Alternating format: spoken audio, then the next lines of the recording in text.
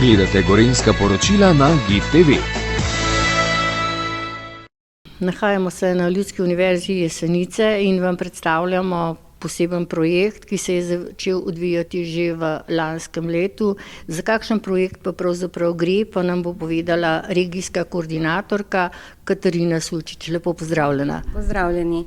Gre za projekt ozaveščanja za vseživljenjsko učenje, ki ga vodi Andragoški center Slovenije. Sofinanciran pa je strani Republike Slovenije in Evropske unije iz Evropskega socialnega sklada Plus. Projekt je nastal kot nadgradnja dosedanjih prizadevanj, kot so že znani tedni vseživljenjskega učenja, parada učenja, dnevi svetovalnih središč in drugih dejavnosti, kjer se ozavešča javnost o pomenu vseživljenjskega učenja. In kdaj se je ta projekt začel odvijati? Ta projekt se je začel odvijati leta 2024, zaključi se leta 2028 in vsako leto bo namenjen ozaveščanju točno določeni ciljni publiki. Letošnje leto je namenjeno mlajšim odraslim z nižjo stopnjo izobrazbe in tudi vse aktivnosti v tem projektu se odvijajo v tej smeri. Seveda v regiji Gorenjska imamo veliko partnerjev, s katerimi pravzaprav nekako koordiniramo vse te dejavnosti, jim pomagamo, jim svetujemo, zato da lahko določene projekte sami ali pa delavnice in podobno tudi izvedejo. V letošnjem letu, kot sem že povedala, je poudarek na mladih z nižjo stopnjo izobrazbe. Letos je bil tudi javni razpis z Ministrstva za izobraževanje namenjen temu, da lahko naši partnerji pravzaprav pridobijo tudi nekatera sredstva, da lažje izvedejo svoje programe. Zdaj, namen projekta je pravzaprav okrepiti splošno zavedanje o pomenu vseživljenjskega učenja. Vseživljenjsko učenje zajema tako formalno kot tudi neformalno izobraževanje.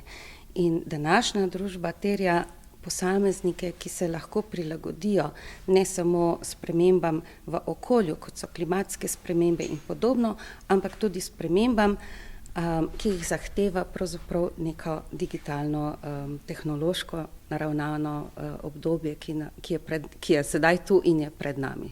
In kakšen je interes za ta projekt? Interes je precejšen.